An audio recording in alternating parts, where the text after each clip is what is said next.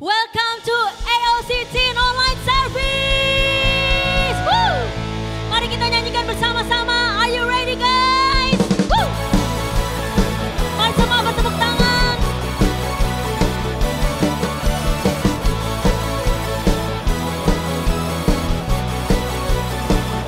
Sama-sama katakan, kasih setiamu nyata bagiku, hikmat kebajikan tersedia bagiku. Bersama-sama tangannya. Sebab alasanku limpahkan segalanya, dan anugerahnya sangat besar bagiku. Aku diberkati, aku dilimpahi, karena Allah sanggup untuk menyediakan. Aku diberkati, aku dilimpahi, atas sempurna anugerah Tuhan bagiku. Teriakan, woohoo! Yes, yes! Kasih setiamu nyata bagiku, hikmat kebajikan tersedia bagiku. Bersama-sama. Sebab alasanku limpahkan segalanya, dan anugerahnya sangat besar bagiku. Aku diberkati, aku dilimpahi, karena Allah sanggup untuk menyediakan. Aku diberkati, aku dilimpahi, atas sempurna anugerah Tuhan bagiku. Mari bertepuk tangan bersama-sama. Woo! Teriakan, woo! Teriakan, woo!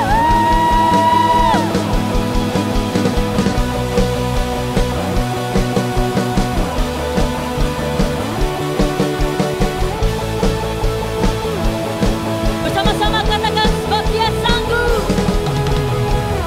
Sebab Allah sanggup limpahkan segalanya, dan anugerahnya sangat besar bagiku. Sebab Allah sanggup limpahkan segalanya, dan anugerahnya sangat besar bagiku. Aku diberkati, aku dilimpahi, karena Allah sanggup untuk menyediakan. Sama-sama. Aku diberkati, aku dilimpahi, karena Allah sanggup untuk menyediakan. Aku diberkati, aku dilimpahi, atas sempurna anugerah Tuhan bagiku.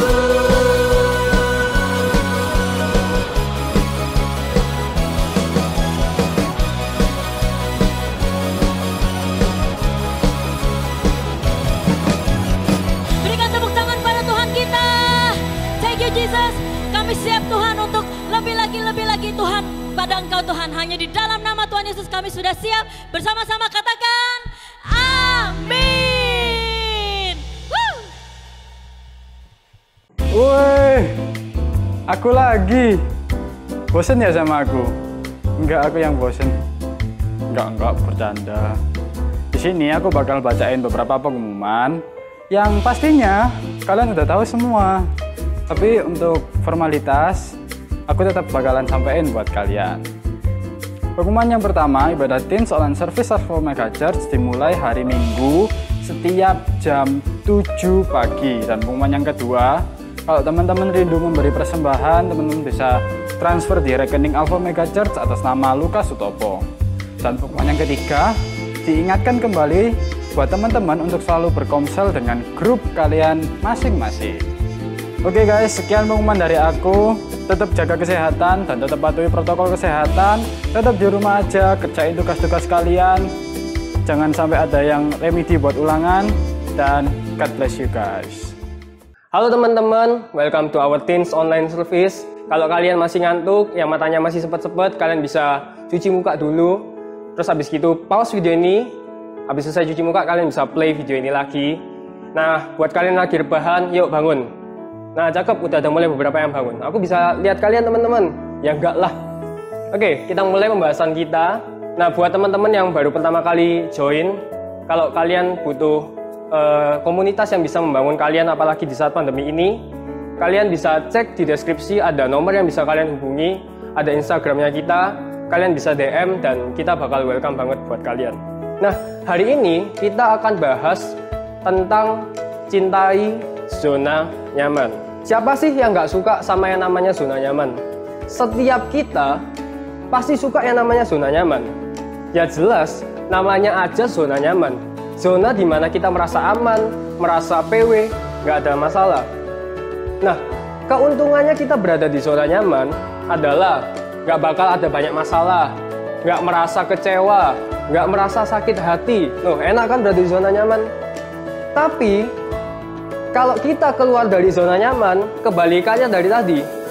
Kalau di zona nyaman kita merasa nggak ada masalah, nggak kecewa, nggak sakit hati, nggak merasa capek. Tapi kalau kalian keluar dari zona nyaman, kebalikannya, kalian malah ngerasa kecewa, ngerasa sakit hati, ngerasa capek, banyak masalah. Itu kalau kalian keluar dari zona nyaman.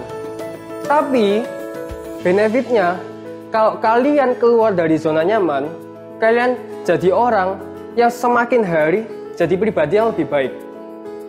Kalau kalian keluar dari zona nyaman, berarti kalian mengizinkan diri kalian untuk diproses sama Tuhan. Coba deh teman-teman pikirkan, bagaimana cara kita untuk bisa mengampuni orang, memaafkan orang, kalau nggak ada orang yang nyakitin kita? Bagaimana cara kita belajar untuk mengampuni semua itu? Orang yang nyakitin kita, yang ngecewain kita, bagaimana cara kita belajar mengampuni mereka kalau nggak ada yang nyakitin kita? Yang kedua, bagaimana cara kita berserah sama Tuhan, percaya sama Tuhan, kalau nggak ada masalah yang datang ke kita? Adanya masalah, adanya orang yang mengecewakan kita, di situ kita belajar untuk bisa mengampuni orang, memaafkan orang, belajar berserah sama Tuhan. So, ini benefitnya kalau kalian bisa keluar dari zona nyaman. Kalau keluar dari zona nyaman, kalian mengizinkan diri kalian untuk diproses sama Tuhan jadi pribadi yang lebih baik lagi. Nah, ada satu kalimat yang kalau kalian lupa hari ini bahas apa, ini yang bisa menguatkan kita semua. Tidak ada kenyamanan di zona pertumbuhan dan tidak ada pertumbuhan di zona kenyamanan. Kita baca bersama-sama ya. 2, 3. Tidak ada kenyamanan di zona pertumbuhan dan tidak ada pertumbuhan di zona nyaman. Yuk kita baca ayat bersama-sama di Yesaya 64 ayatnya yang ke-8. 2, 3. Tetapi sekarang, ya Tuhan, Engkaulah Bapa kami. Kamilah tanah liat dan Engkaulah yang membentuk kami. Dan kami sekalian adalah buatan tangan-Mu. Nah teman-teman, tahu nggak kalau misalnya ada bejana, bejana itu kan terbuat dari tanah liat. Nah sebelum dia jadi bejana yang indah, tanah liat ini memerlukan berbagai macam proses untuk dia jadi bejana yang indah. Tanah liat harus dibersihkan dari kotoran dulu yang menempel di tanah liat itu. Dia harus dipres, ditekan supaya tanah liat ini mudah dibentuk. Setelah tanah liat ini kebentuk, dia dipanaskan dengan suhu yang sangat tinggi supaya dia bisa jadi bejana yang indah. Sama halnya dengan kehidupan kita. Kita ini seperti tanah liat yang ini loh, yang mengizinkan diri kita untuk dipres, ditekan. Nah, dipres, ditekan itu ada rasa sakit, ada rasa kecewa. Tapi ending-endingnya kita jadi pribadi yang lebih baik. Kita izinkan proses itu ada dalam diri kita. Kalau teman-teman lihat ada orang yang lagi pahat batu, batu itu dipahat supaya bakal jadi indah. Sama halnya dengan kehidupan kita juga. Diri kita dipahat, diproses untuk jadi pribadi yang lebih indah. Kekecewaan, rasa sakit itu pasti ada. Tapi dari hal-hal seperti itulah kita jadi pribadi yang tangguh. Nah, di proses Tuhan itu juga anugerah teman-teman. Coba bayangin, kita punya Tuhan, kita ini hanya manusia biasa, tapi kita punya Tuhan yang rela untuk memproses hidup kita, yang mau membentuk karakter kita jadi pribadi yang lebih baik lagi. Ini anugerah yang keren banget buat kita semua. Oke, kalau teman-teman tanya, Kak, gimana sih caranya kita bisa keluar dari zona nyamannya kita? Aku kasih tahu. Yang pertama, yang bisa kita lakukan supaya kita bisa keluar dari zona nyamannya kita. Yang pertama adalah find your purpose. Temukan tujuan hidupmu. Nah, kenapa kita harus temukan tujuan hidup kita? Kalau kita nggak tahu tujuan hidup kita, kalau kita nggak tahu goal kita nggak tahu harus mau kemana. Kita nggak tahu langkah-langkah apa yang akan kita ambil. Kalau kita nggak ada tujuan, ya kita bakal stuck di zona nyaman kita. Tapi kalau kita tahu tujuan kita bakal mau melangkah keluar untuk mencapai tujuan kita. Nah, makanya kita harus tahu tujuan kita. Nah, satu pribadi yang bisa kita pelajari, ya, Tuhan Yesus. Kita punya Tuhan yang rela ninggalin zona nyamannya. Dia rela ninggalin sorga buat kita. Zona nyamannya adalah sorga, tapi tujuannya adalah untuk keselamatan kita semua. Dia punya tujuan untuk menyelamatkan kita semua. Dan dia rela meninggalkan zona nyamannya, yaitu sorga. Kalau kita tahu Tuhan pun rela ninggalin zona nyamannya untuk tujuannya, yaitu keselamatan kita, kenapa kita nggak belajar dari Tuhan Yesus? Di mana kita bisa keluar dari zona nyamannya kita, menemukan tujuan kita. Yang kedua yang bisa kita pelajari, gimana caranya kita bisa keluar dari zona nyamannya kita, yaitu kita harus belajar percaya dan taat. Aku tahu, untuk setiap kita belajar percaya itu gak gampang. Belajar taat pun gak gampang. Tapi kalau teman-teman pikir, rancangan kita pun gak jauh lebih baik daripada rancangan Tuhan. Karena rancangan Tuhan yang terbaik buat kehidupan kita. Di Alkitab tertulis, kalau rancangannya bukan rancangan kecelakaan, tapi rancangan damai sejahtera. Nah, kita bisa belajar dari satu tokoh Alkitab, yaitu yang ada di Kejadian 12, ayatnya yang ke-1 sampai 2. Kita belajar dari Abraham. Yuk baca sama-sama ya. 2, 3. Berfirmanlah Tuhan kepada Abram, pergilah dari negerimu dan dari sanak saudaramu dan dari rumah bapamu ini ke negeri yang akan kutunjukkan kepadamu. Aku akan membuat engkau menjadi bangsa yang besar dan memberkati engkau serta membuat namamu masyhur dan engkau akan menjadi berkat. Oke, kita lihat ke ayatnya yang keempat. Di ayatnya yang keempat kita baca bersama-sama. 2, 3. Lalu pergilah Abram seperti yang difirmankan Tuhan kepadanya. Ketika Tuhan suruh Abraham untuk ninggalin zona nyamannya, Abraham belajar untuk percaya dan taat sama Tuhan.